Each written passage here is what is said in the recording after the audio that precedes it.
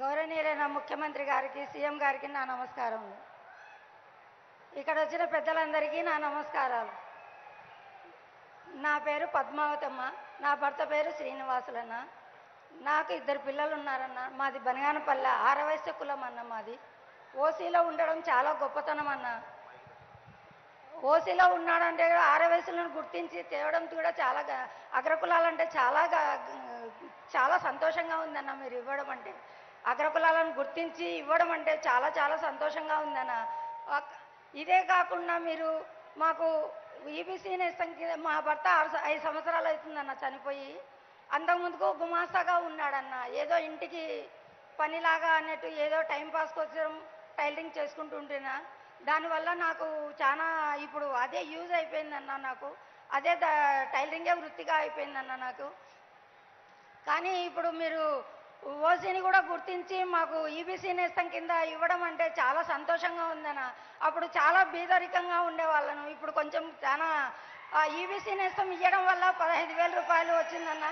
45 ఏళ్ళు ఉన్నాయి నీకు, 45 ఏళ్ళు వచ్చినాయమ్మా నీకు అని వాలంటీర్లు వచ్చి చెప్పడం చాలా సంతోషంగా ఉందన్న. మాకు వచ్చి చెప్పడమే కాకుండా మీరు ఇంటింటికి పంపించేసి కూడా మాకు ఇంటికి వచ్చి అతను నాకు క్యాస్ట్ ఇన్కమ్ పెట్టాలంటే కూడా చాలా కష్టపడినానన్న ఇంత ముందుకు.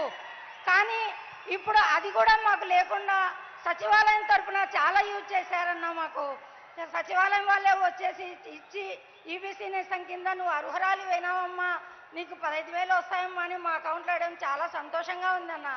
అదే కాకుండా మాకు 2 తడవలు వచ్చిందన్న ఈబీసీ నేస్తము. ఆ డబ్బులు వచ్చేసి 30,000 వచ్చాయన్న. ఆ 30,000కి వచ్చేసి నేను నాకు ఆరోగ్యపరంగా పెట్టుకున్నానన్న. ఆరోగ్యానికి ఆపరేషన్కు అవసరం వస్తే ఆపరేషన్కు పెట్టుకున్నానన్న. 30,000 ఎవరిని అడిగినా సహాయం చేయలేదన్న. నాకు 30,000 కూడా ఆ టైంలో మీరు 30,000 ఇచ్చేసి మాకు 2 తడవలు 30,000 ఇచ్చేసి నాకు ఆరోగ్యపరంగా చాలా యూజ్ అయిందన్న. మళ్ళీ అదే కాకుండా చాలా ఇంట్లో ఉండి పేదవాళ్ళు కూడా ఆరవేశులలో అగ్రకులాలలో కూడా పేదవాళ్ళు ఉన్నారని గుర్తించడం చాలా సంతోషంగా ఉందన్న మాకు. ఎందుకంటే వీళ్ళు కూడా బీద వాళ్ళే అని గుర్తించాలి కదన్నా మాకు కూడా. కానీ నవరత్నాలలో మీరు చెప్పలేదన్న. ఎక్కడ కూడా మాకు మీ ఆరవేశులకు ఓసీ వాళ్ళకు ఇస్తామని ఎక్కడా చెప్పలేదన్న. కానీ మీరు చెప్పకుండా చేశారంటే చాలా సంతోషంగా ఉందన్న. కానీ మాకు ఇదే కాకుండా జగనన్న తోడు కూడా వచ్చిందన్న. పింఛన్ కూడా నా భర్త చనిపోతున్న ఎలక్షన్లో నెల ఉందనంగా చనిపోయాడన్న. కానీ నాకు పింఛన్ కూడా ఇంటి దగ్గరికే.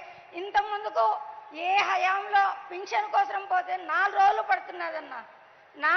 నా తల్లి కోసమే పోయి పింఛన్ వద్దురామ్మా ఇంటికి వస్తాము, ఇంటికి పోదాం రామ్మా అని కూడా పిలుచుకోపోయిన కాలాలు ఉన్నాయన్న.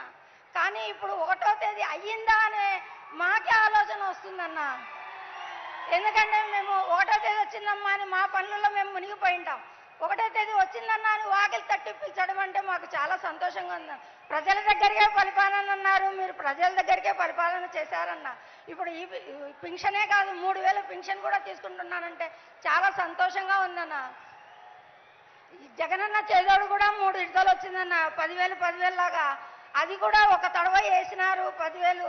రెండోసారి ఈబీసీ నేస్తం వస్తుందమ్మా నీకు వద్దని అంటే కూడా లేదు. విజయవాడ నుంచి ఫోన్ చేయించి అన్నగారు ఫోన్ చేయించి నీకు అర్హురాలు అమ్మా పెట్టుకో అప్లికేషన్ అని కూడా చెప్పారన్న. ఆ విజయవాడ నుంచి కూడా ఫోన్ చేసి చెప్పారన్న. మాకు అంత చాలా సంతోషం ఉందన్న. ఇంతే కాకుండా మీరు మా మరిది గారికి ఆ అమౌంట్ 30,000 60,000తో నేను చిన్నగా మిషన్ కొన్నానన్న. మిషన్ తీసుకొని 2 మిషన్లు పెట్టుకొని, అప్పుడు ఒక మిషన్తోనే ఉన్నది. ఇప్పుడు జిగ్జా మిషన్, ఓవర్లాక్ మిషన్ పెట్టుకొని చీరలు అమ్ముకుంటున్నానన్న. దానివల్ల నాకు ఇంకా 2 ఉపాధి కూడా కల్పించానన్న. నేను ఇంకా 2 పిల్లలకు ఉపాధి కూడా కల్పించానన్న. మీ వల్ల చాలా బాగుంది. ఇప్పుడు 10,000 నుంచి 15,000 దాకా సంపాదించుకుంటున్నాను. నా భర్త లేడు కాబట్టి నా కొడుకు గుమాసగా ఉన్నాడన్న. కానీ ఇదంతా కాకుండా మీరు మా మరిదికి రైతు భరోసా కూడా ఇచ్చారన్న. నా మనవరాలకి పింఛన్ కూడా అమ్మఒడి కూడా ఇచ్చారన్న నా మనవరాలకి. ఇవన్నీ చేయడం వల్ల చాలా చాలా సంతోషం. కడుపులో పడిన బిడ్డ కానుంచి ముసలితనం వచ్చే వరకు నేనున్నాను అని చెప్పడం చాలా సంతోషంగా ఉందన్న. ఆడవయసులకు ఇంకా ఇంకా మీరు చెయ్యాలని కోరుకుంటున్నానన్న. మాకు ఎందుకంటే బీదవాళ్ళని గుర్తించడం ఫస్ట్ టైం మీరు.